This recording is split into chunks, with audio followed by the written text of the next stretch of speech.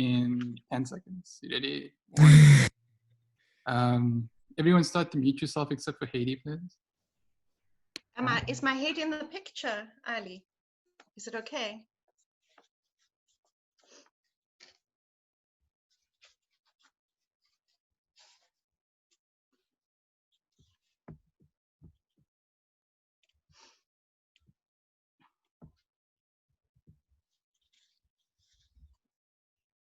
Welcome, colleagues, partners, and friends. Are we broadcasting, Ali? We're broadcasting now. Let me just let people come in first for a bit. Let's just wait 2 minutes, and then we'll start. Okay. Will you tell me when to start? Sure, I will. Okay. So while we're doing that, we'll set up the live stream.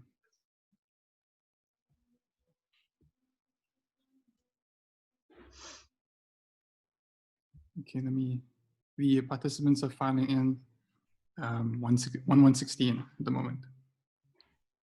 Okay.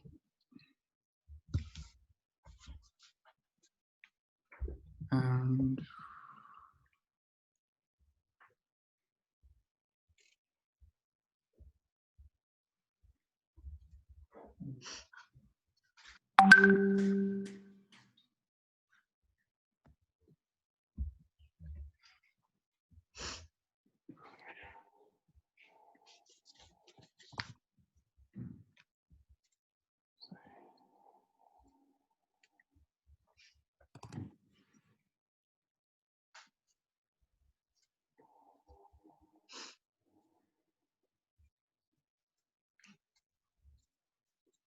okay, just give me a few more minutes. We're going live on Facebook now. And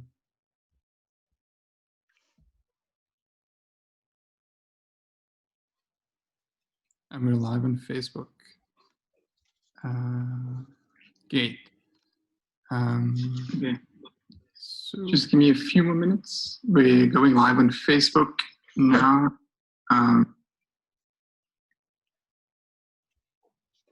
Okay, cool. We can start. We can start. Sure. Good luck.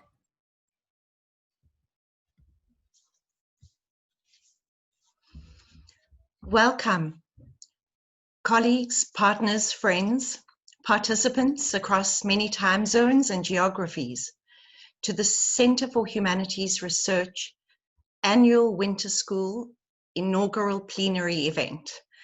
Today, we start Winter School with our colleague from University of Toronto, Rinaldo Scott, who joins us in his early morning time in Canada, Luando Scott and Sibongile Kumalo, and Chair Suren Pillay. In January this year, I sat with my colleagues around the seminar table at the Centre for Humanities Research, discussing ideas for this year's Winter School theme. The CHR's 2020 academic program,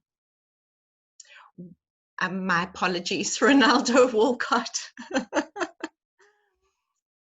The CHR's 2020 academic program was about to begin, inaugurated by a CHR Fellow Symposium.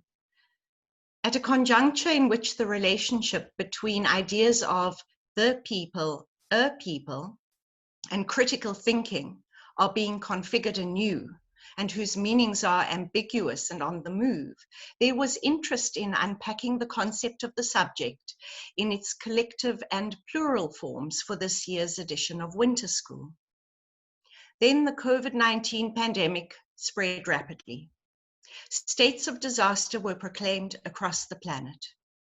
With the police murder of Floyd George in North America and Collins Khoza in South Africa, the intensification of the ongoing Black Lives Matter movement in North America and across the world again laid bare the accumulated effects of racial capitalism, technological acceleration, geopolitical change, and ecocide. As the biopolitical contours of lockdown orders converged with these effects, we had to understand and respond to the implications of mass starvation, of essential workers as disposable labor. We closed our seminar room on campus and dispersed along these fault lines, with CHR graduate fellows bearing the disproportionate burden of a compounded disaster. The necessary and nourishing work of reading, listening, probing, and thinking together, one expression of how we understand academic fellowship at the CHR, was paused. The move to online programming and the infrastructural unevenness of access to network connectivity, data, smartphones, and computers, much less safe and appropriate living conditions for many fellows, has amplified this pause, whose duration cannot be known for sure. As the Winter School blurb puts it, if there's no thought without movement, nor can there be critical thinking without others. The global pandemic, with its fracturing of socialities, has borne that message, that to think requires other people. Ideas are not formed in contemplative isolation and then relayed to others. Communing is a basic condition of thought itself.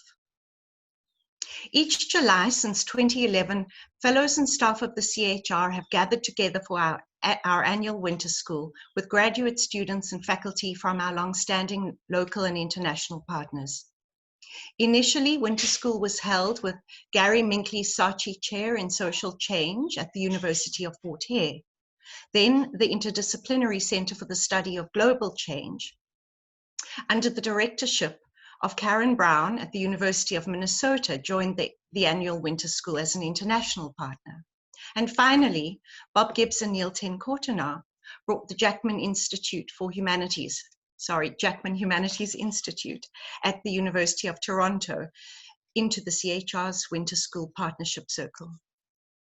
Conceived by the CHR's former director, Pramesh Lalu, Winter School over the past 9 years has seen around 80 participants from the CHR and partner institutions retreat each year into an intense and immersive gathering to find points of coherence and productive friction related to the CHR's research inquiries in critical African humanities, supporting fellows and faculty to test our research and ideas against other ways that humanities work is conceived and practiced.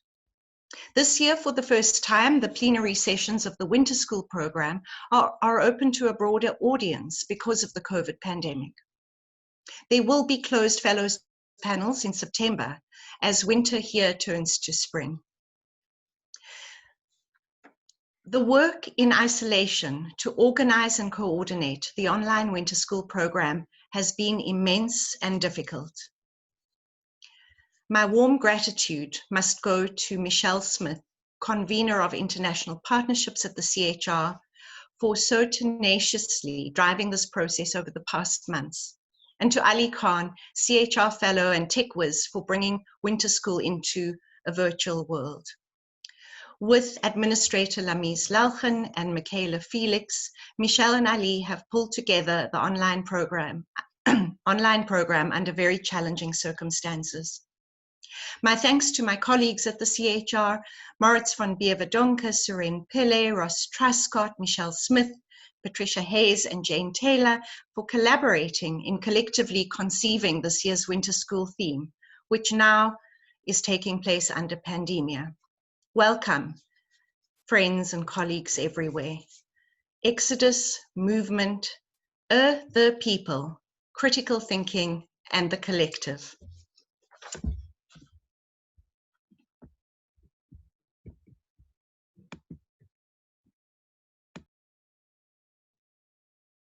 Thank you, Heidi, for that wonderful introduction to this year's event in rather extraordinary and strange times. And my task today is to chair this wonderful session, the Black Aquatic on Water, Art, and Black Movement.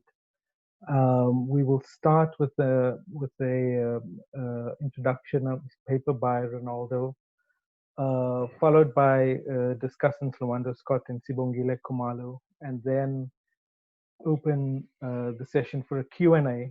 If I can ask you all to use the Q&A function rather than the chat function when you want to pose questions, that would be the way we proceed.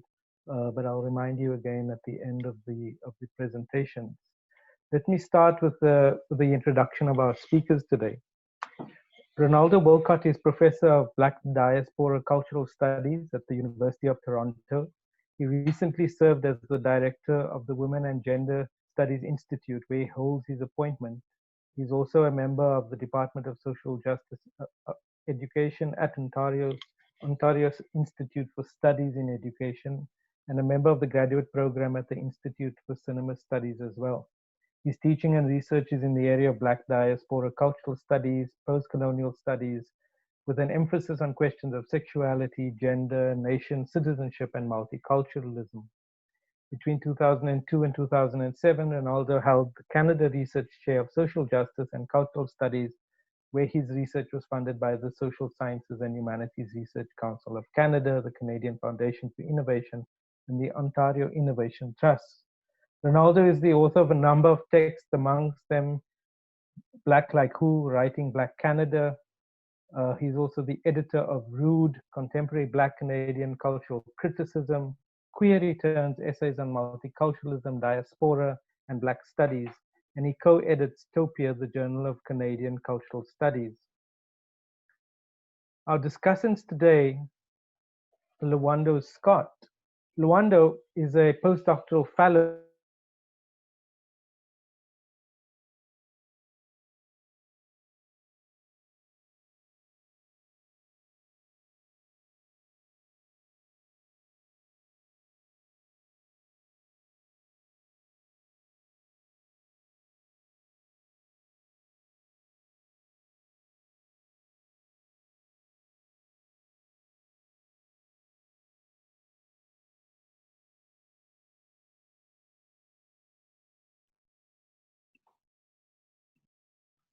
Rinaldo, are you there?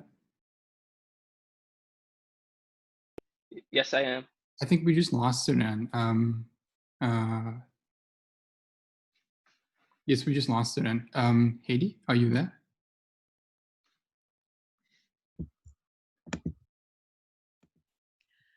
I am here. I think Suren has returned, so I can hand back the chair. Okay. Sorry about that. This is the contingency. So Sibongile Kumalo is the founder of Black Thighs, a sex-positive digital platform of Black, queer, cis, and trans women. She's a PhD candidate in the Women and Gender Studies Department at the University of the Western Cape, and an Andrew W. Mellon Fellow, and an NRF, National Research Foundation, Early Career Scholar in the CHR at the University of the Western Cape. So it's a great honor for me to introduce these colleagues to you. I'm going to now hand over to Rinaldo to present an outline of his paper in the 15 minutes allotted to him. Thank you. Thank you, Suren. I'm going to use first names as I requested earlier. So I want to begin by thanking Michelle and Ali for getting me organized and asking me to do this. And of course, my thanks go out to the Center for Humanities at UWC, which I have grown to love quite a bit. And it's wonderful to see you, Haiti. And Lwando and Sibongile, thank you for agreeing to respond to this paper. And to all of you who are joining, thank you for joining us today. What I thought I would do, since I think most of you had access to the paper, is to say something about what lies behind the paper. The paper is in some ways both a beginning, but also a distillation of a longer period. So if you bear with me, I'm going to walk you through how I arrived here and why I'm thinking about these questions again. Sometime in the mid-1990s, Isaac Julian's film, France Fanon, began to make the rounds. and to engender a particular kind of debate and conversation around the role of psychoanalysis in the lives of Black people and the ways in which a psychoanalytic turn might offer us some deeper insights on the interiority of Black lives. And at that time, there was a small but brief return to thinking with Fanon and visual culture. Stuart Hall, Kabina Mercer, Bell Hooks, a bunch of folks had written articles thinking through Fanon and visual culture. But also we were being offered another account of Fanon, an account that was both an engagement with him and an attempt to right past Fanon, if you will, and as Isaac Julian often suggested. And of course, the African-American scholar Lewis Gordon was at the time doing a similar kind of work in the area of philosophy. And those of you who are familiar with this period would know that Lewis Gordon wrote a fairly acerbic review of Isaac Julian's film Frantz Fanon at that time. How my own work intersects with this was that at the time I was teaching in the humanities and I was teaching quite a bit of literature. And I saw these conversations as doing two things. On the one hand, I saw these conversations as opening up a deeper and a longer discourse around the role, the ways in which global Blackness informs certain kinds of theoretical trends.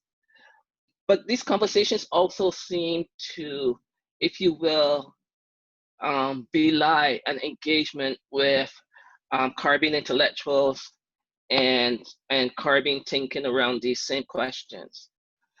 So I started to plot out a project that was very much influenced by Kamal Brathwaite's collection of poetry, Middle Passages. And it was a project in which I wanted to think about the Middle Passage as something that haunts Black globality, but was in some ways a representational void. And in my own teaching, I had been teaching the slave narratives for a long time, and in particular, Equiano's narrative. And one of the things at that time that I was grappling with was the ways in which the slave narratives never actually described the crossing. Many of the slave narratives began with an account of being captured, or might begin with an account of being captured, and an account of arriving in the Americas. But the Middle Passage itself, except for very brief moments, would be a kind of void of terror, but not written into the text. But I was more interested in how writers, musicians, artists represented that void. And I called it a void at that point in time. And I'll tell you why in a second. So I assembled a bunch of different works, that some of which I taught and others I didn't get to teach, that I felt engaged the Middle Passage and an attempt to represent it. And it began with Paula Marshall's Praise Song for the Widow, as I said, Kamal Brathwaite's Middle Passage, Robert Hayden's poem Middle Passage, Shirley Ann Williams' Desirose, Tom Fielding's pencil drawings, Middle Passage, the film Amistad, Julie Dash's Daughters of the Dust, and Wynton Marsalis's monumental work From Plantation to the Penitentiary. And my friend and colleague Warren Critchlow had also given me a list of jazz albums that took up the Middle Passage in musical form, many of which I'm blanking on their names right now. And so I started to sketch this project out that was deeply influenced by the theoretical and conceptual work that one of my mentors, Roger Simon, was doing at the time, and the professor Deborah Britzman at York University, who had encouraged me in the mid-1990s to begin to engage with psychoanalysis. So for about 5 years, I spent quite a bit of time reading psychoanalysis, reading the debates, the renewed debates around Fanon, Diana Fuss and others, and trying to think about what it would mean, trying to think about how to think about the representation of the Middle Passage as this void in our own historical record, and what were the possibilities and limitations in attempts to represent this passage. So I spent a lot of time reading psychoanalysis, Freud, Anna Freud, Winnicott, Melanie Newton, Claude Lanzmann, Shoshana Fallman, Elizabeth Youngbrew, and others to try to make sense of a very particular narrative that I was working with, which was one of trauma and the lives of Black people as represented in these artistic works. At a certain point, psychoanalysis broke down for me. It didn't seem to offer me the kind of political edge and the political insight that I needed. And as you can see from the list that I just gave you, I was reading a very particular school of psychoanalysis. But just about the time that I decided to give up on this project, you know, people like Anne Elen Cheng and David Ang, Claudia Tate, and others, their work began to appear as, you know, questions of race and psychoanalysis. And indeed, the kind of groundbreaking anthology, Psychoanalysis and Race, marked a very particular moment. But as those works arrived, I had given up on psychoanalysis and decided to move in other areas and to think about these things differently. Then I ended up being invited into this project at U of T with the Humanities Center, and I begin to think about some of these questions again along the lines of what goes missing, obviously influenced by Heidi and Nikki's work, and so on. And so in returning to these questions around what goes missing in Black diaspora discourse, the question of the sea became an open question for me. So the paper that you have in front of you comes from two moments. The first moment is from a small symposium that Dan Young organized at York University, where I tried to think about the sea using the work of the artist Abdi Osman and Camille Turner. And the second moment is a part of the paper is a second moment, which is a piece that I wrote for the journal Liquid Blackness, in which I'm trying to deepen my understanding of the sea. Now, of course, I return to the sea in the moment that Kamal Brathwaite passes away. And having engaged Kamal Brathwaite's work over many years in bits and pieces, his passing seemed to solidify some thinking for me around the sea and a desire to engage it. Having said that, the sea has actually never left my work, even though I thought I had abandoned the Middle Passage project by the end of the 1990s. In the book that is going to be published next year, The Long Emancipation, you will find moments of the sea constantly occurring. And of course, those moments of the sea constantly occurring are the moments of Africans crossing the Mediterranean, crossing over to Lampedusa, and creating what I call in my work the extension of the Middle Passage as opposed to a second Middle Passage. And even as we speak today, last week, the images coming out of the English Channel of Black people, Africans crossing the English Channel into the UK cements this ongoing relationship with water, with bodies of water, as I try to articulate in in the paper, The Black Aquatic. So this paper is both a distillation of, a long time of thinking about these questions, as well as a new beginning. And in part it's a new beginning because I think what I'm trying to do with this paper is to bring both the possibility of new artistic representations that gesture towards the Middle Passage, but don't fully get there, as well as engage with a much longer and deeper discourse of the place of water as a central birthing site for Black diaspora cultures. And by Black diaspora cultures, while of course, Black people in the Americas in particular are a diaspora of Africa, part of what I'm suggesting is that the sea bodies of water join Africa and its diaspora back together in deeply profound ways. And of course, the two examples I just gave of the Black Mediterranean and what we're seeing contemporaneously in the English Channel is yet another example of this rejoining.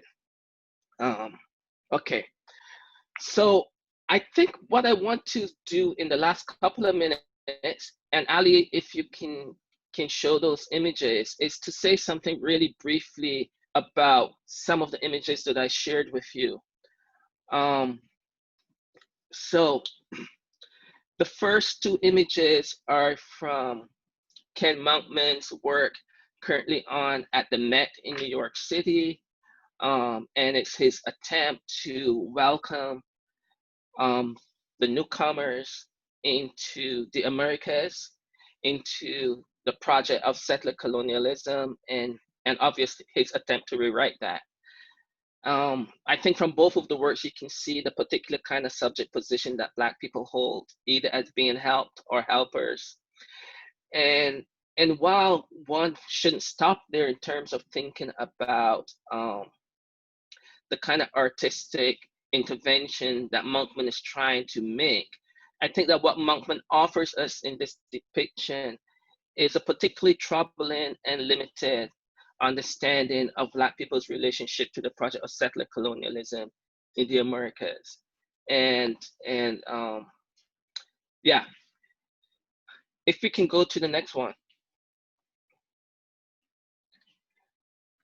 Those of you who have seen the film Moonlight, you know that this image of the child Sharon being both taught to swim, but also in a baptismal position, and raises a set of questions around Black masculinity, about forms of intimacy, about Black people's relation to the sea, but also for me raises some fundamental questions around dispersals or broader understandings and relationships of Black people to bodies of water.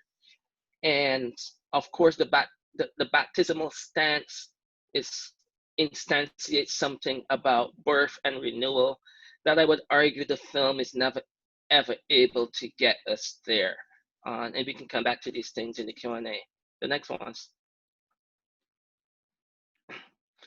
So in the paper, I spent most of my time talking about the ship Barca Nostra, referred to as a spectacle, as vile, and inhabiting a particular place in the Venice Biennale of 2019. I thought that on encounter with Barca Nostra that my own reaction to it would be similar to the reviews of it that appeared across the art world. I took a different view. I think Barca Nostra offers us an opportunity to bear witness to something, to bear witness to both the question of history and its contemporary moment, to make the link between the two, and to ask a set of questions around why policy, as in global policy of migration and movement, but also in terms of white understandings of what it means to inhabit this world, continues to place Black people in the holes of ships, both literally and metaphorically. Can we go to the last one? Because I think I need to wrap up.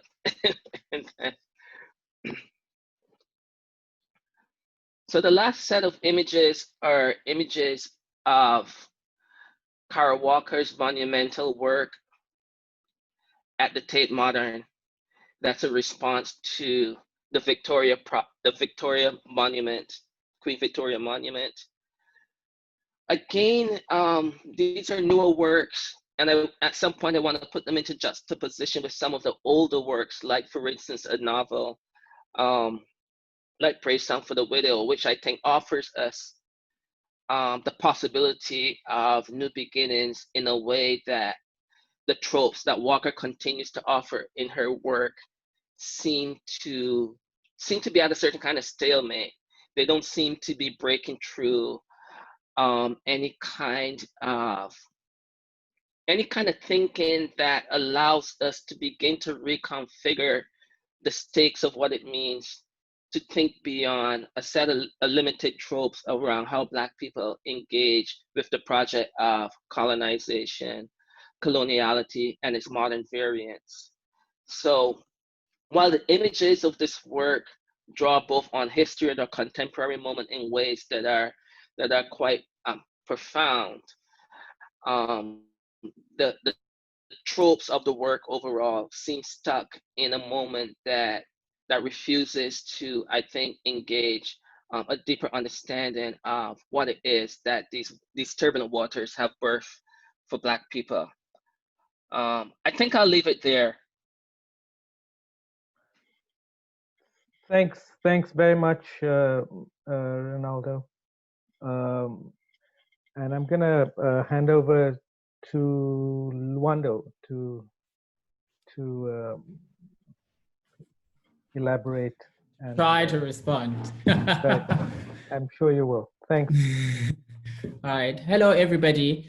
Thank you, Michelle. Thank you, Ali. Thank you, everybody who's involved in organizing Winter School. And I hope that you can all hear me with clarity. And let me know when you can't. I'm honored to be a discussant on Professor Walcott's paper, who I will call Rinaldo from here on. Rinaldo opens the piece with quotes from Derek Walcott, amongst others, and I wondered if they were related. And of course I Googled. I didn't find a connection really, but I don't know. All right, so Rinaldo engages art and artists, right, in this piece to think about what he calls the Black Aquatic, Black people and their relationship to bodies of water, and perhaps how to theorize about Black people and water.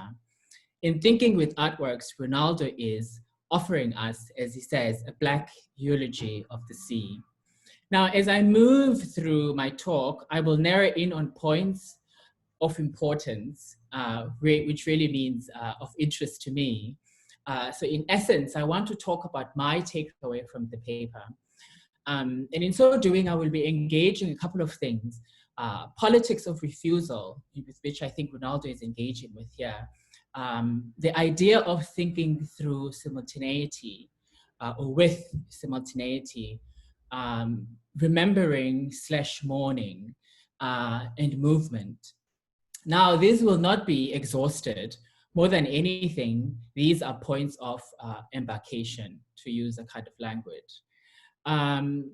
Rinaldo's thinking is on the rethinking of the seas, right, and other bodies of water.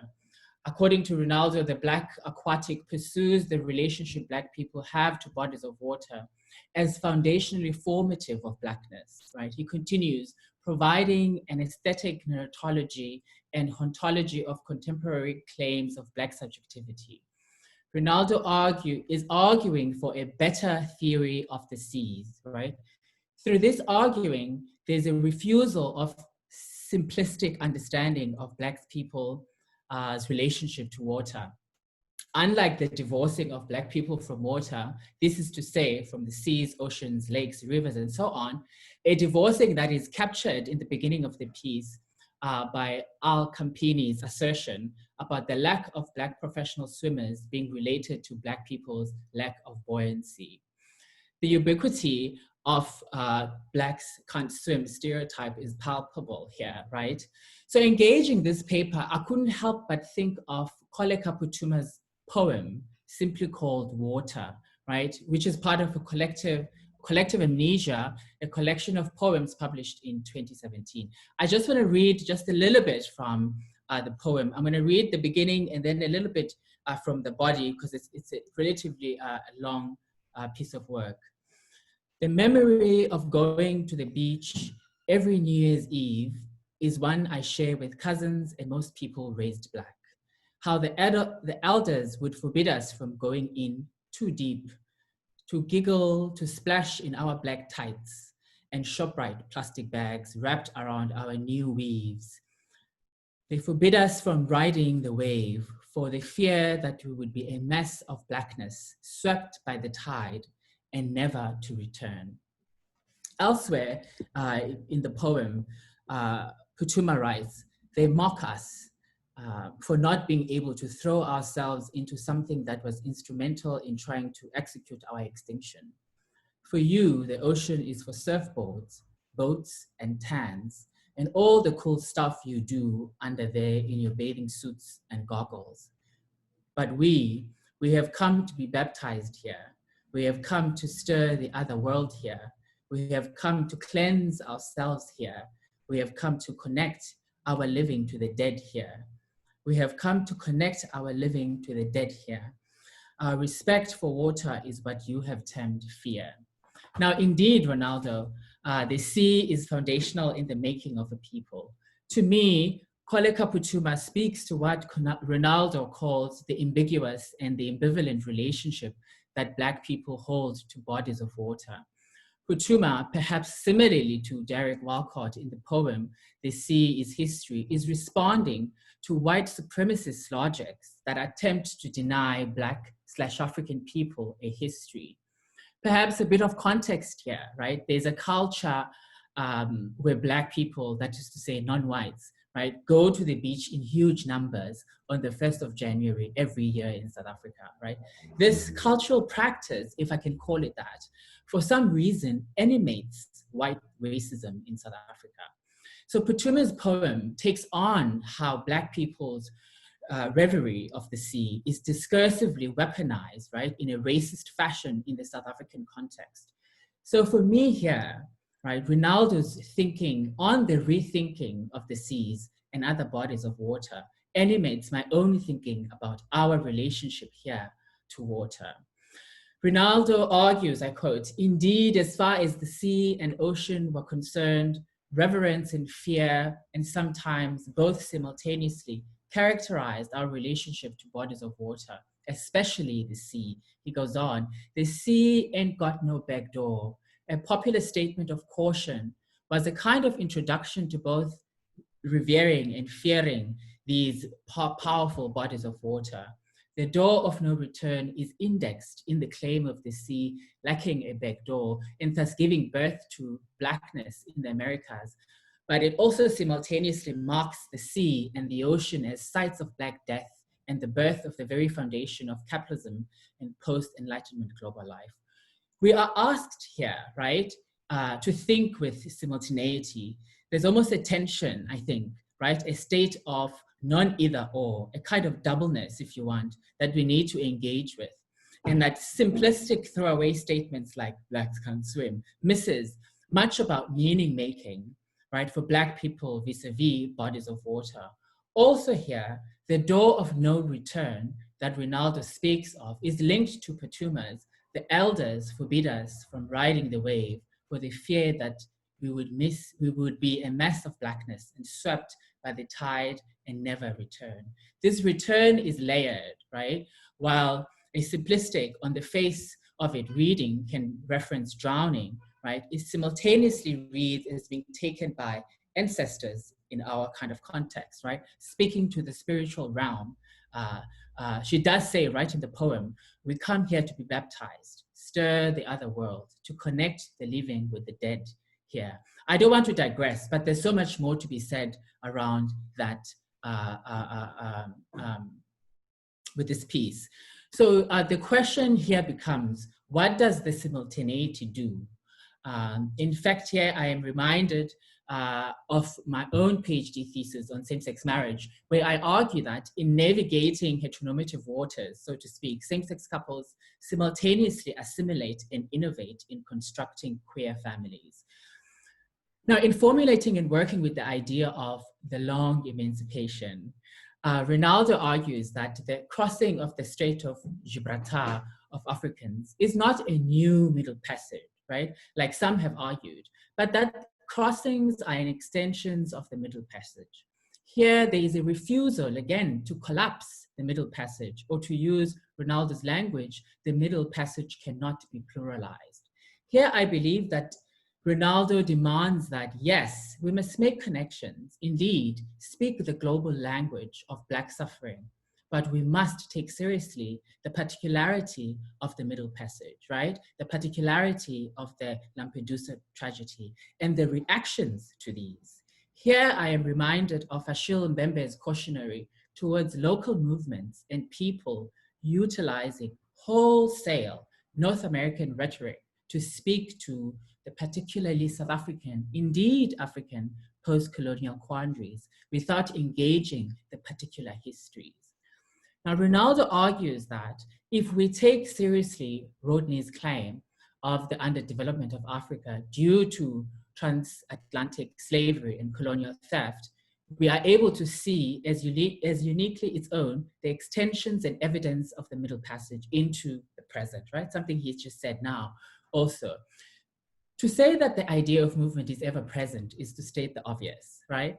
But I suppose, like Black Lives Matter, the obvious sometimes is necessary to state. Here, I want to think about the racialization of movement. Who can move? Who can move where? Under what conditions can one move? And of course, now with the coronavirus, movement has been changed somewhat, right? Movement has been halted in some parts, including ours. And it remains to be seen what will become of movement in the near future. To think that winter school that we are participating in right now would have been at some resort somewhere here in the Western Cape, and that many people like Rinaldo would have probably traveled to come here, right? The impact is immediate, the impact is felt, and the impact is also depressing. So thinking about movement, thinking about Black people and movement, thinking about African migrants, thinking about Rodney's claim about the underdevelopment of Africa and the impact of colonial theft, and the impact of colonial theft, right? And the impact of colonial theft. And thinking about what I see as Rinaldo's call for particularity, I can't help but think of gender, African women to be specific, particularly the thousands of Ethiopian domestic workers who were trapped in Lebanon as their employers discarded them as the coronavirus and the economic woes took hold. These women were laid off en masse, right? Without their salaries, neither their home country nor their host country seemed to want to take responsibility for them. And herein, we find Rinaldo's liquidity and liquidation of Black life, right? That aesthetic is Blackness and its catastrophe. And connected to this is also Rinaldo's incisive articulation that, I quote, Black people, like these Ethiopian women, are always somehow out of place, even in their putative Black nations.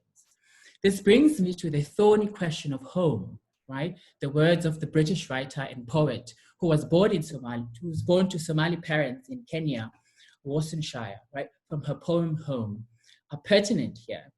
That, I quote, no one leaves home unless home is the mouth of a shark.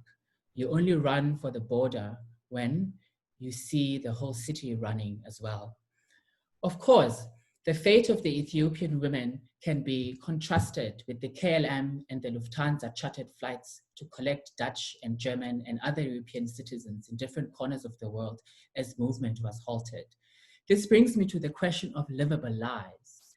The livability/unlivability of Black life in supposedly Black nations needs serious consideration. Under lockdown in South Africa, I have been thinking about livability of life in this part of the world, reading and witnessing violent evictions of poor Black people and the destruction of their homes during a pandemic, all because they were illegally squatting. I mean, the irony of the illegality of Black people in Black nations requires a moment of silence, really. I suppose the answer to the question of livability lies in Rinaldo's articulation. I quote, "We live in the time of emancipation, still not the time of freedom." My contemplations on livability extends to the Lampedusa tragedy, in that the migrants who sank with the boat were in many ways seeking livable lives. Indeed, Rinaldo, the unfreedom of Black people is especially marked when they seek movement, seek to move.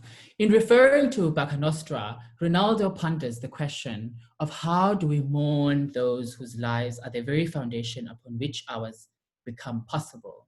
The Bacca Nostra exhibited by Christophe Buchel at the Venice Biennale is the remains of the ship that sank and killed more than 1,000 African migrants on board near Lampedusa, Italy. The work at the Venice Biennale caused much controversy, as we all know, right? But unlike many who found the work problematic, Rinaldo argues that we need to read within the context of the Black Aquatic. Bacca Nostra opens up the conversation about how the original catastrophe continues to shape our present. Other than the work being a reminder of the spectacular failures of European policy on migrants, the Bacca Nostra raises larger questions of memorialization, of monuments, the writing of history, and about mourning. Whose deaths are worth mourning? Here, the question of mourning is salient. It is important because we have been in mourning since the start of the year. We have been mourning George Floyd, and through him, many other Black lives. We've been mourning COVID-related deaths. We've been mourning the lives that have been halted, our lives that have been halted, right? Possibly forever, who knows? Mourn we must, right? For as demonstrated by Rinaldo, looking and reading the Bacca Nostra, and as recently articulated by Judith Butler, mourning is a political act. Furthermore, on movement, as we think about African migrants, the sea, the meaning of Black life, and we think of the repeating sea, right, as Rinaldo says, of Black life, using Brathwaite, Rinaldo argues, I quote, "The repetitive motion of Black life as tidaletics, both refusing the European-oriented dialects and simultaneously grounding the repetition in the Caribbean landscape and seascape." Closely linked to this is how Rinaldo reads Abdi Osman's work, right? Gardens of the Mediterranean. That was exhibited alongside Christina Uba Ali Farah's story, A Dhow Crosses the Sea, which I encourage you to read if you haven't. It's a beautiful piece of writing, like long form poetry, if there is such a thing. Osman's piece is an image of a woman in the lagoon in Venice with a scarf wrapped around her head. Of this image, Rinaldo writes, "The contemplative figure does something underhandedly to the claim that African migration is solely economic and asks us as viewers to contemplate otherwise."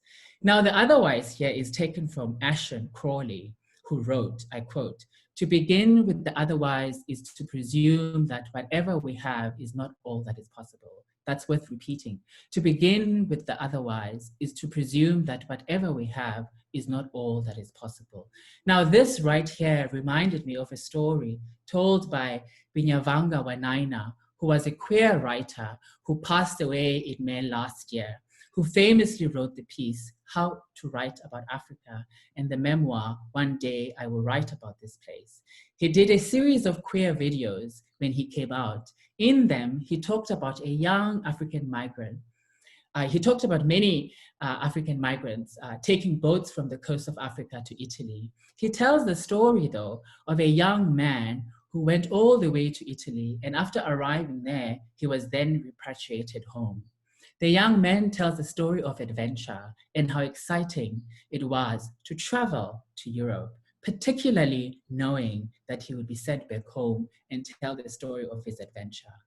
This, for me, represents contemplating otherwise. This is not to glamorize African migrants' movement, because indeed there are many tragedies, but there is also something else taking place, and otherwise. The racialization of movement makes it unfathomable that one would desire adventure, not necessarily linked to escape to a better place. Here, the idea of adventure is important because Blackness is denied adventure, or Blackness is not associated with adventure, which is itself, of course, a European construction that is not unlinked to racist theories about Blackness and bodies of water. And so here, Rinaldo's articulation about the tide is quite relevant, right?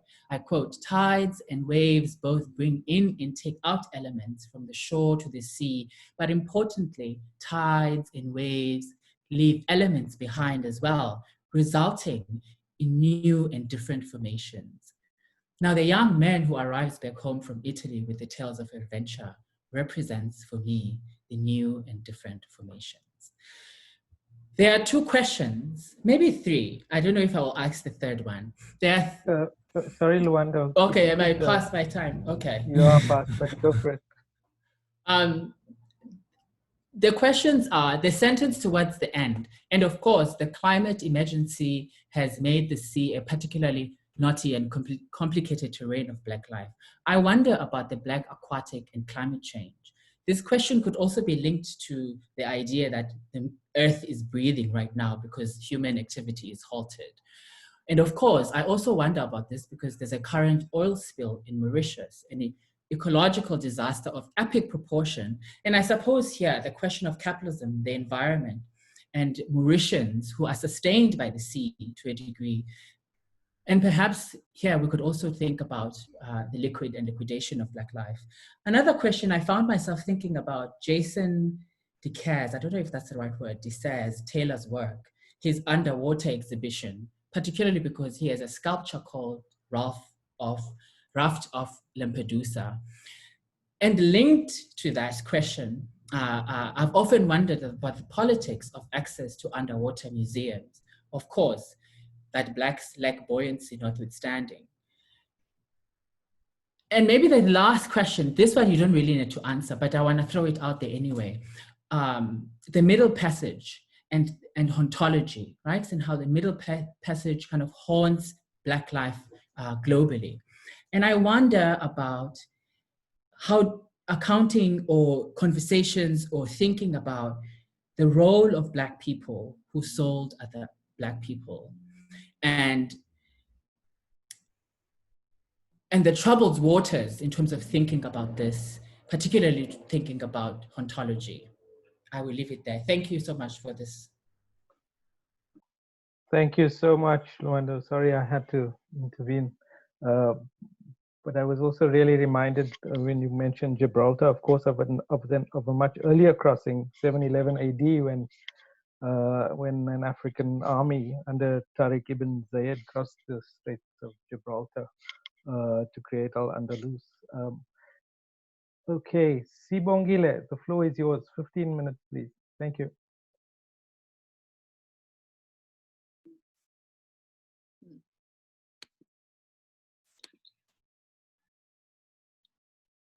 Hello, hi everyone. I hope you're doing well. First of all, I'd just like to thank you all for being here. I hope everyone can hear me because, yeah, I'm not sure. But thank you everyone for coming in. And I particularly wanted to thank Michelle, Ali, Heidi, Rinaldo for this conversation, because I think it's a really, really great conversation coming at a really, I think, interesting and reflective time that is necessary for all of us if we're thinking about remaking and world making and moving forward from this rupture that we're currently finding ourselves in. So without taking any more time, I'm just gonna jump into it. It's going to be short and frank because I'm a frank speaker, and I also believe in opening up conversations, just to not keep it too academic, but to open it up, to open exploration up, especially as a Black person coming from disadvantaged communities. I do feel like knowledge needs to, just to be opened up a little bit and, just pulled away from all the academic language. So I'll just speak easily, simply, and frankly. I hope that's okay with you, Rinaldo. All right, so I will begin. So my Explorations of your work really, they made me think, your work really made me think about self-making, about homemaking, in particular to Black deaths, right? So yeah, so this is how I begin: self-making, world-making, self-making in work, world-making, and what are our possibilities? And when I say our possibilities, I really am meaning Black people, right? So in many ways, I find that, the centrality of your exploration with the Black aquatic is self-seeking, or self-seeking of the Black body to make the self. I find this jumping out to me through the exploration of the aquatic and the symbolism of the sea as the foundation to the making of Blackness as depicted in your writing. I think it's very thoughtful and artistic, your considerations, and the making or the foundations of Blackness in and by the sea, where Black lives were lost and where Blackness was formed, the vessel that transported whiteness to Africa, creating a distinction between white and Black in Africa and white and Black in the diaspora. It seems to me, no matter which way we go in the world, formed by and beyond Christopher Columbus, Blackness was formed by the migration of whiteness from Europe. So I wonder, what are the possibilities of self-making for the Black self? What are the possibilities of world-making for Black self in a white world? Thinking about this, I'm brought back to your explorations about Christoph Buchel's Barca Nostra. I hope I'm saying this correctly. It's Barca Nostra, wherein you indicate that you do not agree with many of the critics that the work is vile because it brought a sense of intimacy to the dreadfulness of contemporary transshipped cultures of the Black Mediterranean in a manner that whiteness could be both scandalized by the ship as art and look the other way from the ship as European failed policy on migration. I've never agreed with anyone more, and I'm especially tickled by the naming of the vessel in Buchel's work as Barca Nostra, which means our work, because indeed both the spectacle of the artwork and the lack of care for Black lives in consideration of European failed policy on migration that breeds violence on Black lives is the work of whiteness. It is this distinction of whiteness. So in this way, Buchel's work of the work of whiteness is really quite the masterpiece for me, because it doubly stares whiteness in the eye. And then it also draws my eye back to Christopher Columbus and the crew in their voyage, their freedom of movement, self-definition and self-determination, and the audacity to determine the subjectivities of others, particularly Black lives. And I ask why these possibilities can exist for white lives. And drawing parallel to the shipwreck of April 2015, whereupon Buchel's work is based, I find myself asking again about the possibilities to self-define for us. What are the possibilities for self-making for us? Because as we're thinking about migration, about the desire for the freedom of movement, the desperation to move and form oneself, our endings and our beginnings are still defined by the limitation or the border controls of whiteness, even in the sea. And our subjectivity, even beyond our deaths, are still defined by whiteness. The hero to our tragedy created by whiteness is a white man. 800 of us are dead because 800 of us felt compelled to move and self-define in a different setting. Beyond our death, 800 of us are silenced, and 800 of our legacies are defined by a white man who moved our casket, the ship, and our spirit from the sea without consent, without cleansing, without consultation. And he walks the hero of the tragedy. And here I'm really referring to April 2015. So, and even as I celebrate his efforts to bring whiteness to responsibility, this matter is again another display of how whiteness defines and where it defines us. So where is our place? And I do agree with you that perhaps it is the sea. I cannot argue as an African living in contemporary Africa that my beginnings were not created by the voyage of a white man from Europe to Africa, because here I am speaking with you in a language not of my mother's and not in her tongue, in an institutional language that is fundamentally European. This place was never designed for me. It was never dreamed for me, and here I am. This is the Black that I am. It is the only Black that I can be, because in a world designed by whiteness, my natural position is to be Black and to only be Black, Black in opposition and Black in opposition and Black in position. I've struggled for a long time with the question of who created Blackness, whether it is self-defined position or not, and your engagement opens it up for me.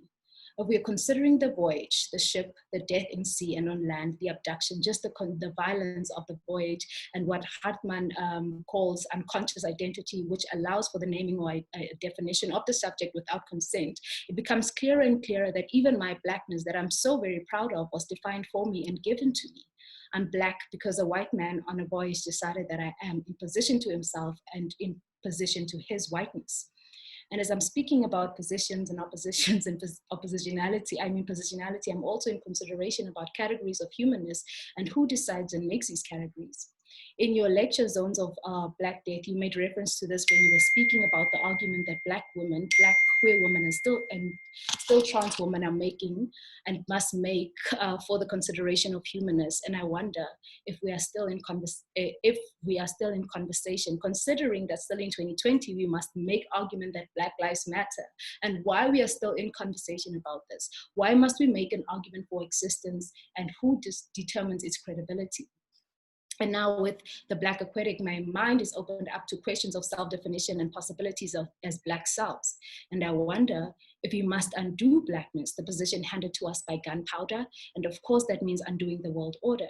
There's no way around that, because there is no self-making in a world defined by whiteness, wherein we must make argument for the possibility of our existence.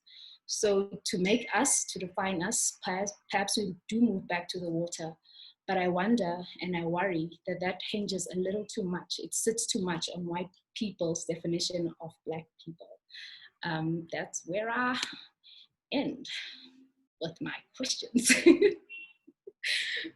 Thanks so much, Sibongile, and you've saved us some time. So great, we have space for some more in the Q&A. And just to remind colleagues to please use the Q&A function and not the chat function if you want to ask questions. We'll take rounds of 3. We have 2, and perhaps I'll just read them out while you're formulating questions. So the first question, and if I can also ask, perhaps it would be useful, those of you that are putting your questions in the Q&A, to just say where you're from or which institution would be helpful. It says, the question is, I wonder, from Vanessa Stovall, I wonder if we can look at Walker's fonds and the bleaching power of the ocean, partly inspired by all the driftwood I grew up on the Pacific, especially in light of the neoclassical whitewashing of ancient statues, which were historically painted and not the gleaming pure white monuments of the Western imagination. Could we maybe see Walker's piece as a point where multiple traditions, and more importantly, a deep material range of color merge into one bleached aesthetic when emerging out of the Atlantic salt? I was wrangling with slightly similar issues with a sugar sphinx. So that's the first question. And then from Ntokozo Lwandle, a question for Lwando. How then do you see the Black people's relationship with issues of climate change? And could you elaborate, please? And I suppose we could ask Rinaldo to also address that, because that's a question that that Lwando asked of you. So Rinaldo, do you want to take those two, and then we can? Or let me hazard an answer. But first, let me say to Sibongile and Lwando, thank you very much for those amazing engagements, and for pushing me in ways that I deeply appreciate. I think, I mean, if we keep playing with the metaphor of monumentality and the whiteness of monumentality, and the history of the bleached monument that the questioner referred to, it kind of begs the question of whether or not that the only existence that one can come into is an existence of whiteness. And of course, I refuse that particular articulation. I think for me, what I was trying to get at, and at some point I will write at longer length about the statue, about the monument. But I think for me, what I see enfolded in the monument are a set of tropes that, if you will, have kind of run their course. That those of us who are engaging with these questions and engaging with these forms of imagery have seen these tropes repeatedly. But I also have come to realize that there is another conversation that begins with some of these tropes, but take us into other places. But we don't engage them anymore, or we haven't been consistently engaging them. So, for instance, if one were to read Walker's monument alongside the monument that it's referring to, and then to also intervene with Paula Marshall's Praise Song for the Widow, something very different happens.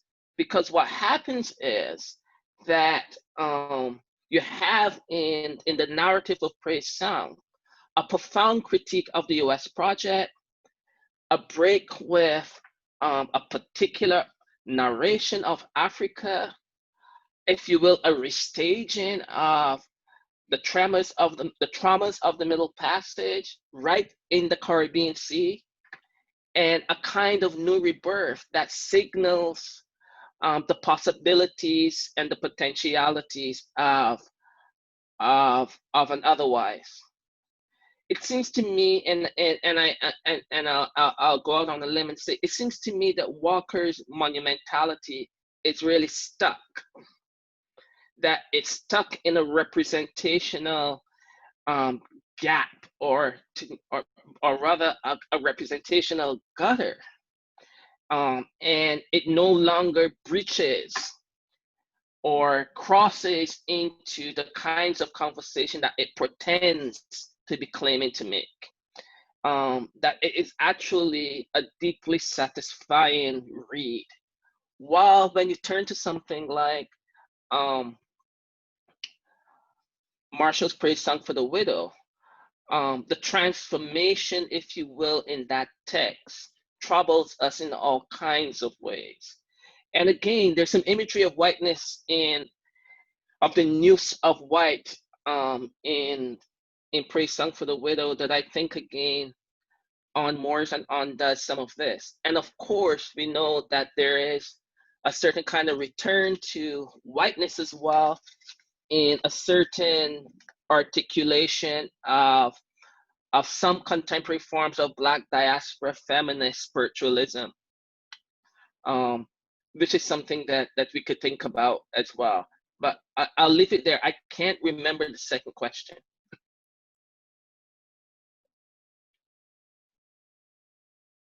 Oh yes, the climate change question. Should I continue? Sure. Okay. So in kind of thinking about, yes, the climate change question is central to thinking about these seas and thinking about both heading north of Africa, but south of Africa and into the Caribbean. As we know, one of the outcomes of climate change is that seas are more turbulent, all kinds of mosses. At the geological level, seas are more turbulent. All kinds of mosses are appearing in places that they never appeared before. Coral reefs are decaying and dying. Typhoons in southern parts of Africa have been stronger. We've seen this in Mozambique and so on. And hurricanes in the Caribbean have been tremendously stronger. So we can't think, and of course, Africans and other people and other Black people around the world are also having to move because of climate change and the inability to make livable lives. So they have so climate change is also now a significant part of contemporary migratory movement. But Sylvia Wynter teaches us that that we shouldn't think about climate change as something new, but that climate change begins in the moment of the theft and capture of Black people from the African continent and the move of them into the Americas. That climate change begins with the moment where the flora and fauna in the Americas, especially parts of the Caribbean, becomes entirely and totally remade with sugarcane and cotton and other forms of plant life that is not native to that place. So of course, climate change is central to this, and climate change will remain a part of how we think about the sea as both a possibility and something else, something more. But the sea as this place for the birthing of something new. And the last thing I want to say about climate change is, which is often not commented on, but one of the things that I learned really powerfully at the symposium that Dan Young organized at York about a year or so ago was to think very carefully about the ways in which the sea itself and the oceans are now being colonized. We spend a lot of time thinking about space and its colonization, but we spend less time thinking about the ways in which the sea has now become a territory for colonization, extraction, and so on. So I'll leave it there. Thanks very much. And of course, it goes back to a whole long history of the origins of maritime law itself. Exactly. Period of conquest. Rinaldo, do you want to come in?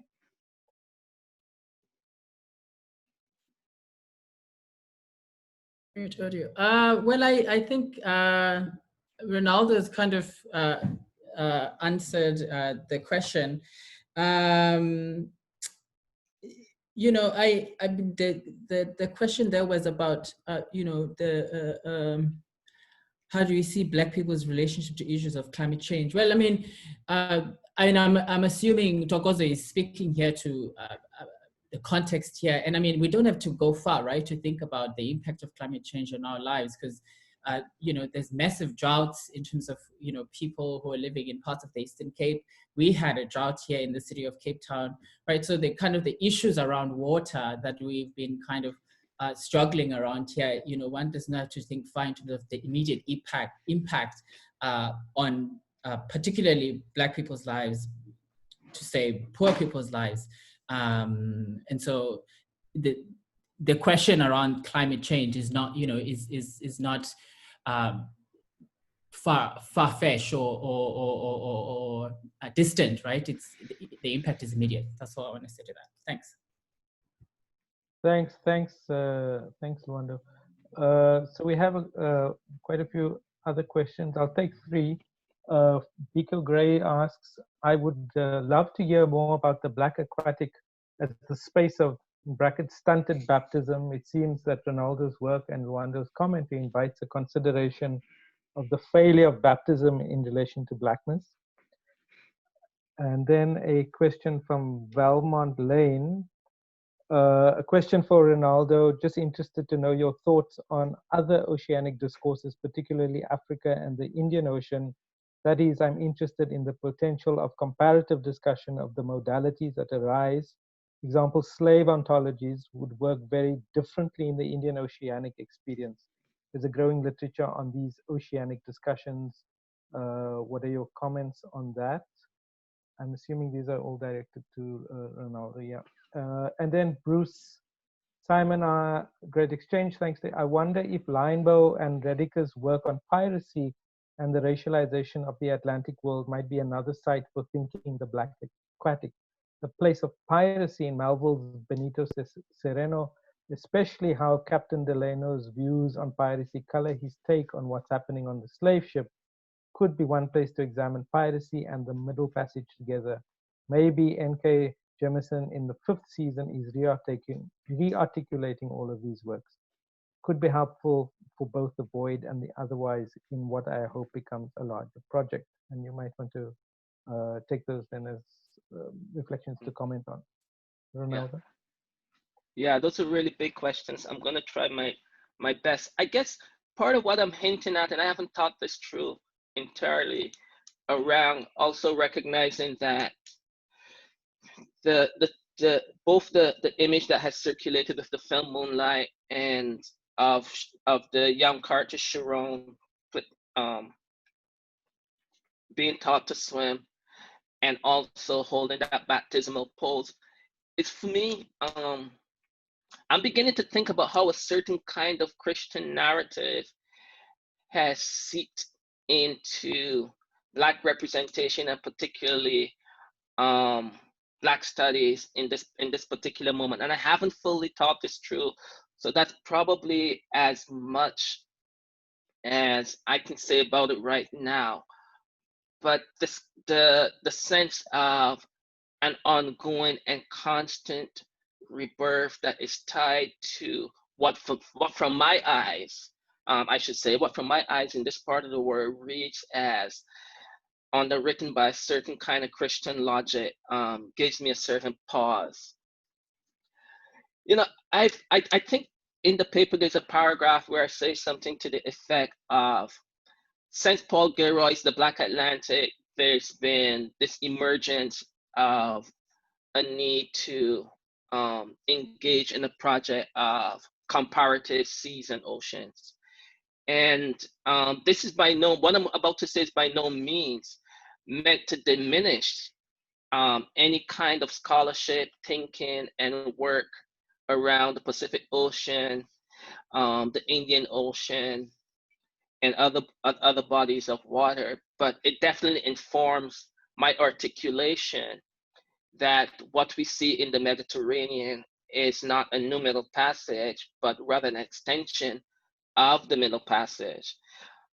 Is to say that, you know, the Atlantic as a body of water is offered up not as the exception, but as the paradigm, but the paradigmatic figure of the world that proceeds after the inauguration of transatlantic slavery and the terrors and horrors of the Middle Passage.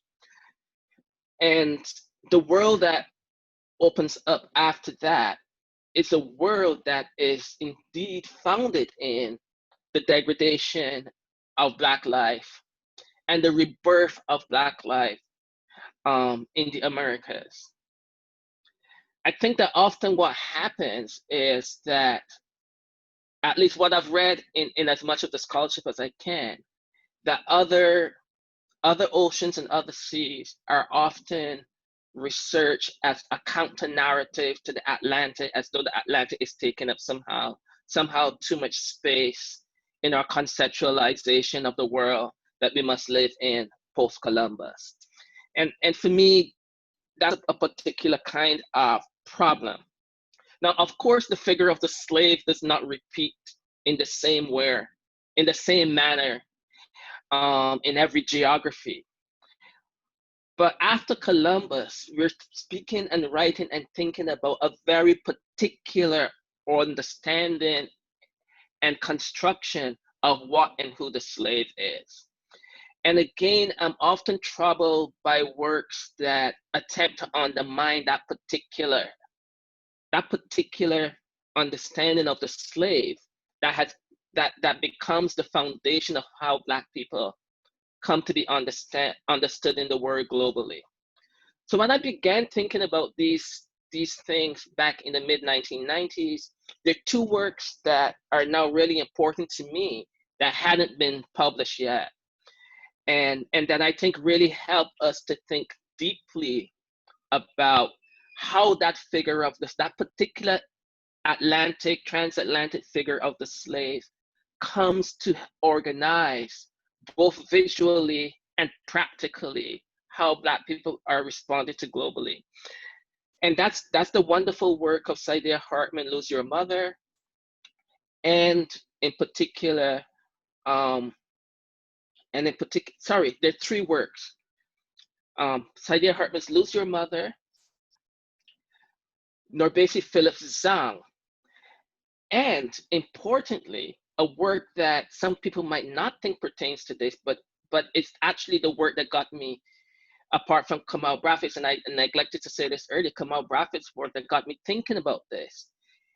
Dion Brand's novel At the Full and Change of the Moon, which is a sprawling novel that begins in slavery and ends in migration to Europe, and travels a certain kind of route that takes up questions of extraction, plantation, and otherwise oil, as well as other moments of extraction, which is Black people finding themselves doing dangerous work in the context of the underground economy and the politics of European migration and so on.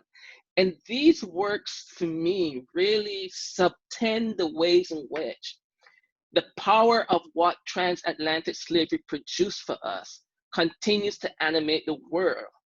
And indeed, that power even then subtends the ways in which other slave ontologies come to be read globally. So it's not to make the Atlantic exceptional, it's to say that the Atlantic, to repeat myself, to say that the Atlantic sets up the paradigmatic figure of thinking through what it is we must contend with globally post-Columbus. To the question of Peter Leinbach and Marcus Rediker, yes, they're expansive and deeply detailed histories of piracy, racialization, both on board ships and crossing the Atlantic is centrally in the background of this work. And you can't actually do this work without engaging with historians, but I think they're historians and then they're historians. and of course, C.L.R. James, Mariners, Renegades, and Castaways informs my own thinking here as well. So yeah, there's a significant body of work that has really grappled with these questions. And what I guess what I'm modestly trying to do here really is to synthesize, think through, and to offer up some reflections on what that means for our contemporary moment. Because I think that the sea and bodies of water is the place where Africa and the diaspora rejoin each other. Thank you. Thanks, Rinaldo. The questions are piling up. From Kai Krienke, in listening to your fascinating presentation, I was thinking of Mati Diop's movie Atlantics. Your concept of the sea relates directly to the dark, menacing presence of the Atlantic Ocean, especially in an act of disappearance that the movie presents, that the ocean also brings back zombies, ghosts who come to inhabit Dakar. Those zombies or living dead are also symbolic of the price we pay for contemporary forms of forced diaspora. How would you think about that connection? Then from Linda Kushla Magnole, thanks to Rinaldo for a paper filled with questions that are most relevant in this moment. My question, which is essentially a quest to further explore an interest sparked by an aspect of Luando's response, is to what extent is the reverence Black people have of the sea a historically spiritual honoring of the ocean instead of a connection exclusively traumatic, that is the site of initiation, of education, of sangomas, which are traditional healers in South Africa, who are called on by ancestors. Is the ocean then this kind of site of healing? Are the ancestors in the ocean ones who died in the colonial induced mobility, or does this practice precede colonial contact? And then from Nolan Dennis, can Rinaldo comment on the possibility of thinking Black Aquatic, that is in brackets, the ambiguous and ambivalent relationship that Black people hold to bodies of water in terms of a Black ecology, meaning Black relations to the non-human world, specifically interspecies assemblages which are both spiritually and biologically and perhaps ontologically transformative, thinking of the Drexian myth of Mamawata, of sirens, of the Strandloper culture, and so on. We'll take those three. Okay. Again, those are some really big questions. I'll begin with the last question. I mean, one of the things that interests me and got me and had me return to this work was an ongoing conversation that I have with one of my colleagues, Eve Tuck, about the ways in which debates around settler colonialism were so entirely focused on land that people who were bereft of land, like Black diaspora people, had a hard time finding themselves in that debate. That in some ways, land is not, for the Black diaspora person, conceptually speaking, the touchstone of our lives. It's the crossing of these bodies of water. So we all appear on land. We all must be landed somewhere. But land for Black diaspora people in many ways, because of plantation economy, also indexes a history of trauma and pain, and something that we also want to flee from. That land is not necessarily the site of freedom and emancipation and liberation, that certain strands of settler colonialism offers, certain strands of critiques of settler colonialism offers it up as for indigenous people in the North American context. And of course, we know in South Africa that you guys are also deeply engaged in a debate around settler colonialism and land as a significant, and the return of land as a significant right. So I don't mean in any kind of way to diminish those kinds of debates. But out of that conversation, it became clear to me that an exploration of the sea and thinking about the sea as a site of possibility for new forms of humanism is possible. So this is getting me to the question about the interspecies. So I'm neither in the camp of the post-human, and I'm also not in the camp of Black people not being human. I follow more closely the argument that Sylvia Winter and Fanon makes, that what we have is a humanism, it's a European humanism that is offered up to us as though it is the only humanism.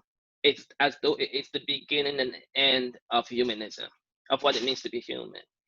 And that our own work is not simply to empty out that European humanism and fill it up with something else, but to actually recognize that there are indeed genres of the human, and that those genres exceed the kinds of genres that stem from European humanism.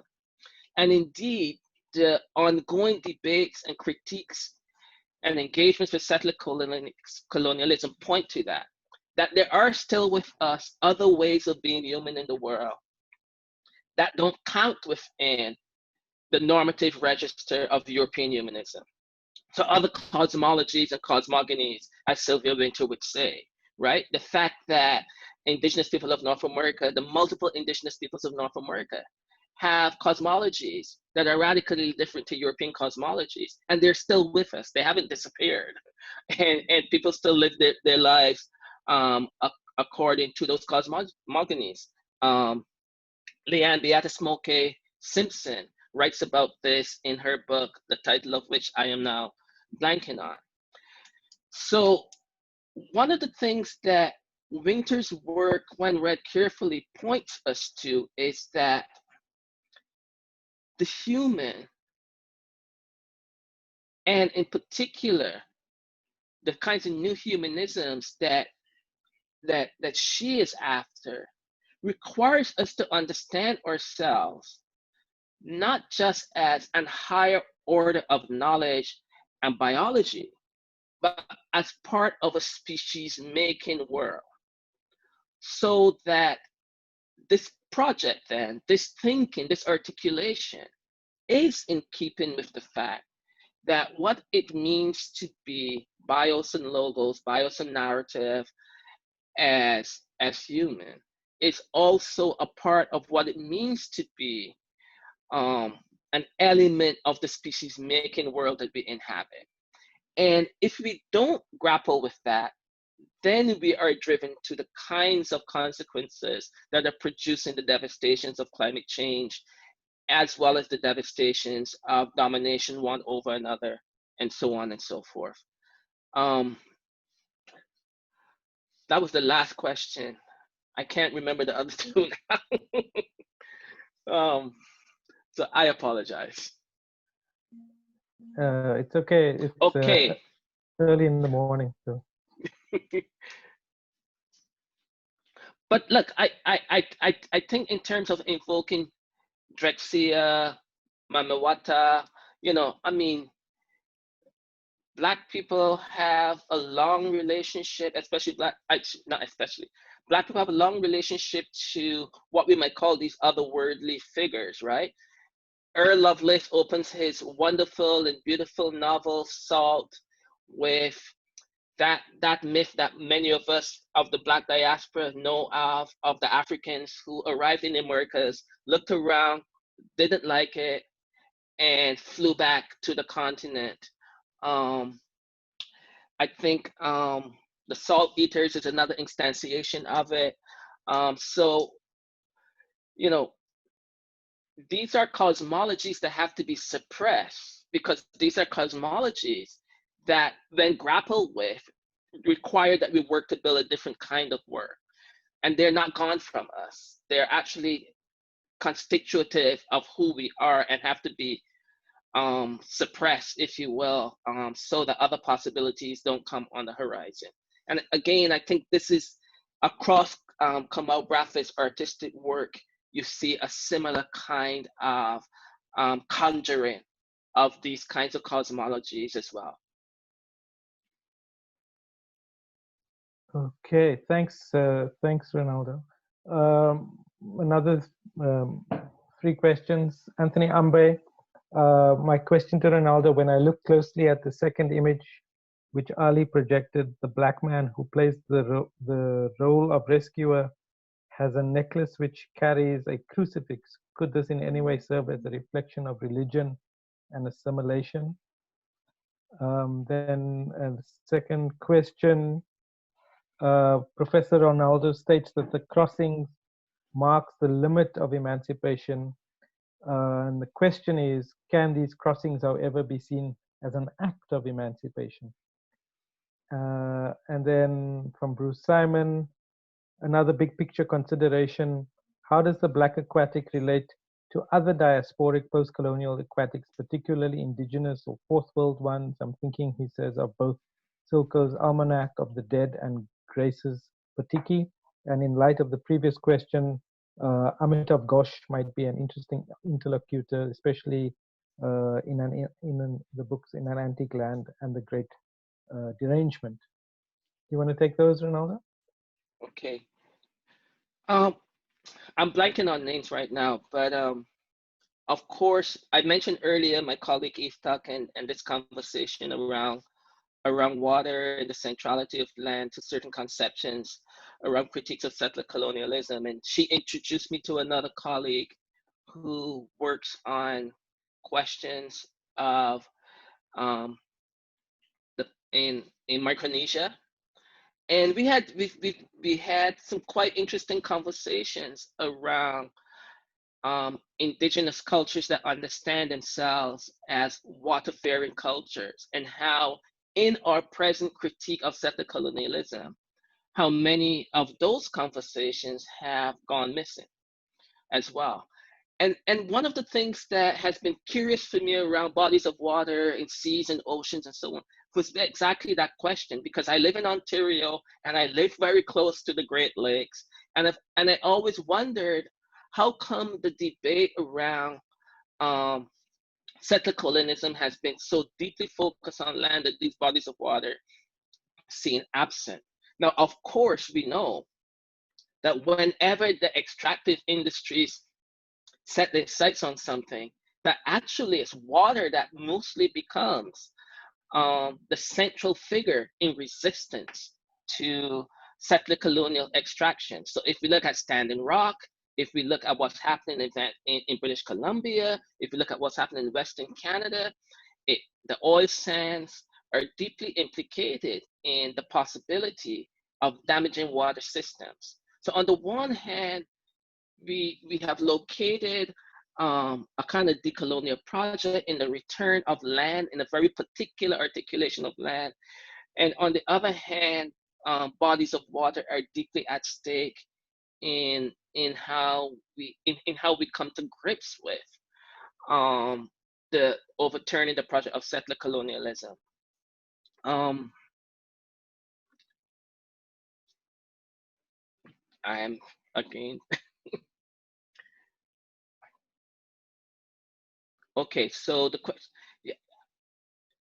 yeah, look, I think a certain kind of religious, and I'm going to call it Christianity for now, logic keeps finding itself erupting in certain kinds of imagery. So if you're thinking about the Sharon Carter, there's no doubt in my mind that Moonlight, the film, it's the more that I think about, it's underwritten by a certain Christian narrative, and it's a Christian narrative. I would go out on a limb to say that is even troubled by sex and sexuality, and I'll leave it at that.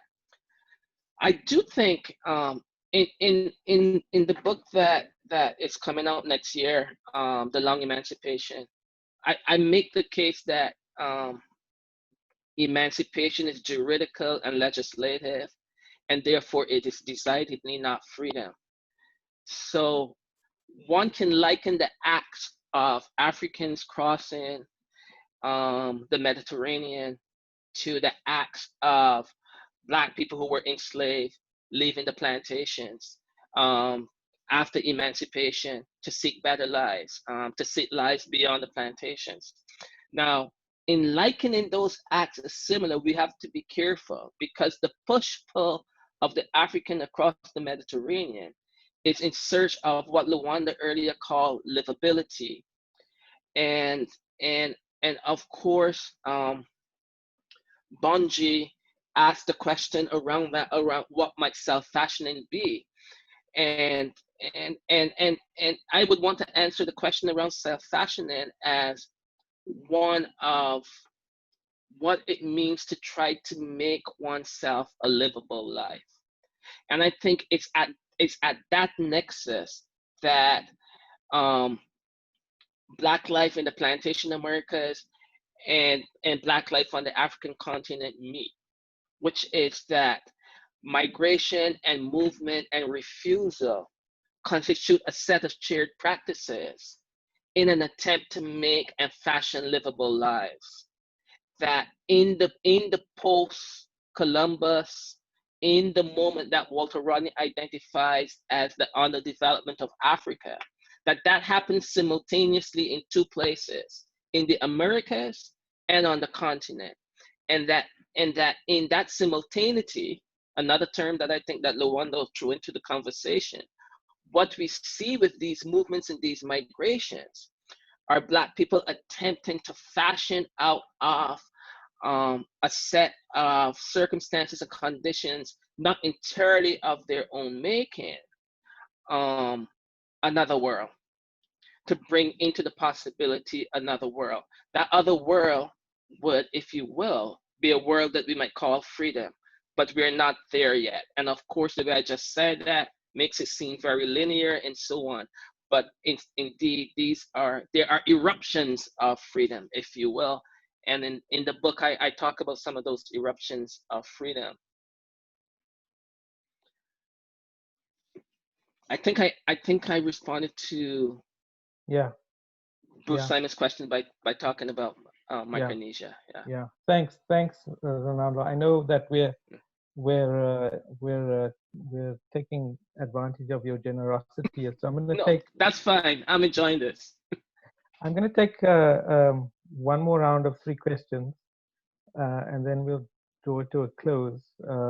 And because this is the start of a winter school, this is an ongoing conversation. So we'll hold on to the questions that have been put on the table in the chat. Ali will keep a record of them, and we can return to them. So the first of the last 3 from Giza Singer. I'm wondering if the speakers have thought about other faiths, like example Islam, that also come into play within the paradigm of current migration history and colonization. And then a question from Rituli Olen.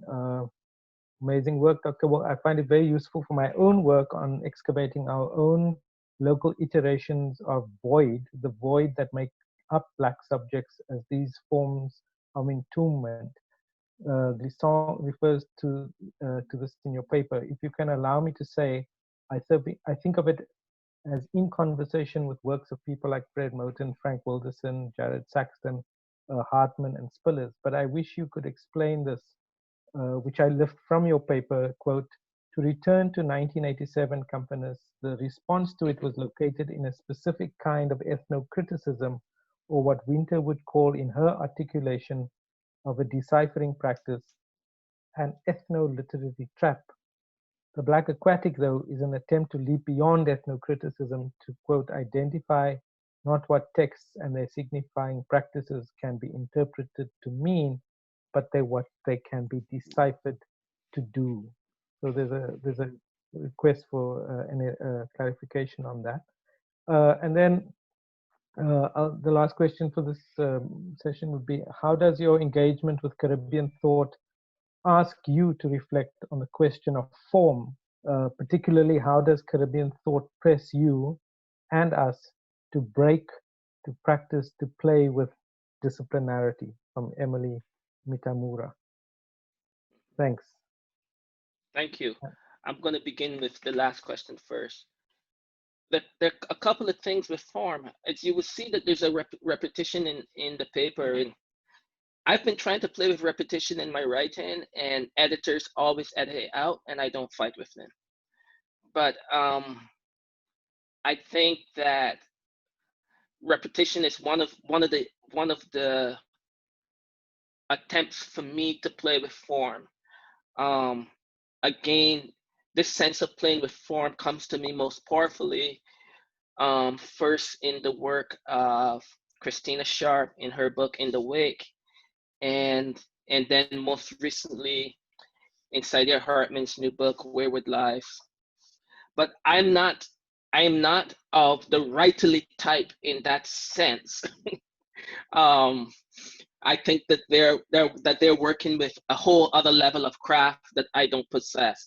But I do like repetition. I think repetition also speaks to something about the Caribbean that I know. And of course, I was born in the Caribbean. And of course, there's a way in which Caribbean thought and Caribbean thinkers get jettisoned or get remade in contemporary Black studies as Caribbean and something else. So there's a way in which Glisson's Caribbeanness slips away. There's a way in which Winter's Caribbeanness slips away. There's a way in which Orlando Patterson's Caribbeanness slips away. And this would lead me then to that question around where I draw from Winter, because what Winter is suggesting by using the terms ethno-criticism and the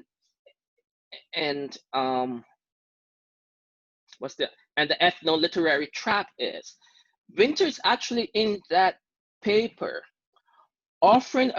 in part offering a critique of Henry Louis Gates, Houston Baker, and a bunch of other scholars from the 80s and early 90s who made the shift from Black studies to African American studies.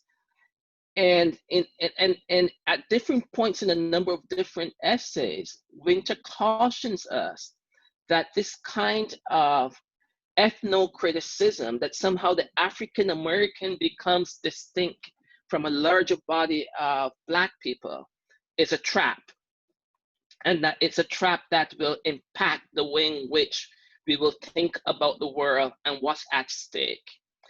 And so while I'm not explicitly in this paper in conversation with Fred Moten and Frank Wilderson and Jared Sexton and Saidiya Hartman and Hortense Spillers, on the lower frequencies I am. And I'm both in conversation with and indifference. indifference to the extent that I think there's a way in which Sexton, Wilderson, and Moulton are, in a sense, reproducing that ethno-literary trap, that they claim to be engaging Black people more broadly, but actually they're engaging what Winter would see as that narrow terrain, that narrow ethno-criticism identity terrain of something called the African American.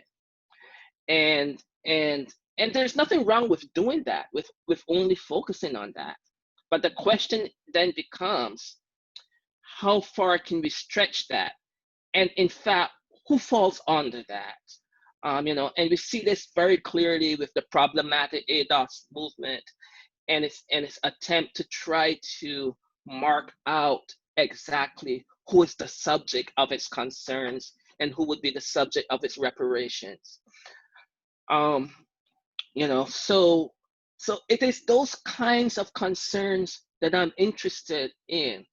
You know, when you read Spillers, when you read Hartman, I think that that they begin in the place of a particular kind of U.S. project around Blackness and race, but that what is offered up exceeds that exceeds it into a form of globality that for me is useful to return to and engage with all of continually.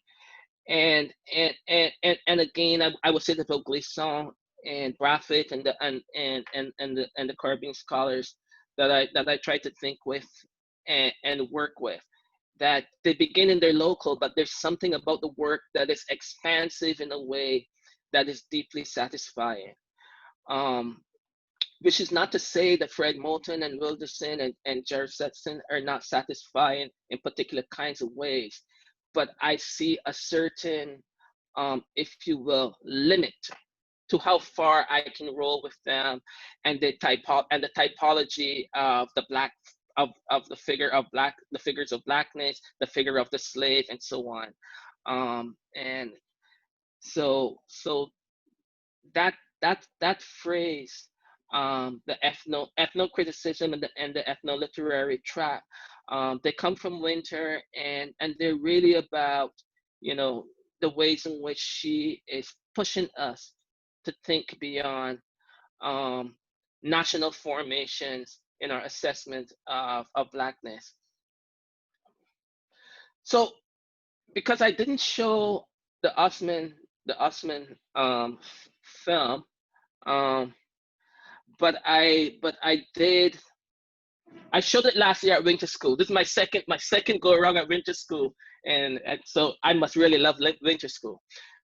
But the Osman work is a work made by a Somali Muslim, and the figure, if we were looking at that work, is of a contemplative Muslim woman looking out to the shore, it appears, and maybe thinking about the comings and goings. And of course, the narration of the work are selections from Christina Alifara's story, which also is about Islam and migration and histories of colonization.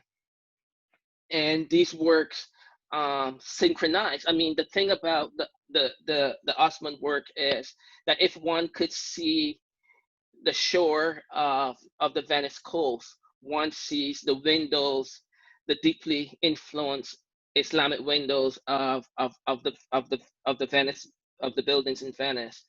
So, you know, these entanglements, these braidings of histories really mark the brutal realities of contemporary Black global life. And that's really what I want to do, or I'm attempting to do, with this notion of the Black Aquatic. That water and bodies of water really mark the brutal contemporary lives of Black people and our histories as well.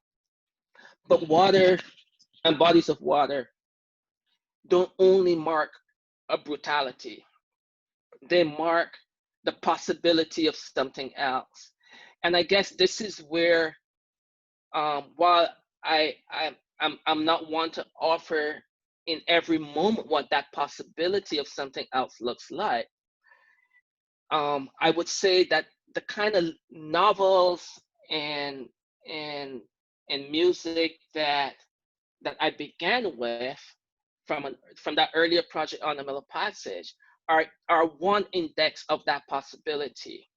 So and that's in some ways where I guess I differ with a Moulton, a Wilkinson, or Sexton to the extent that I believe that there's also, drawing on my history of engagement with psychoanalysis, that there's something about an interior life of the Black that is not captured, but it's definitely captured in the works that Black artists produce.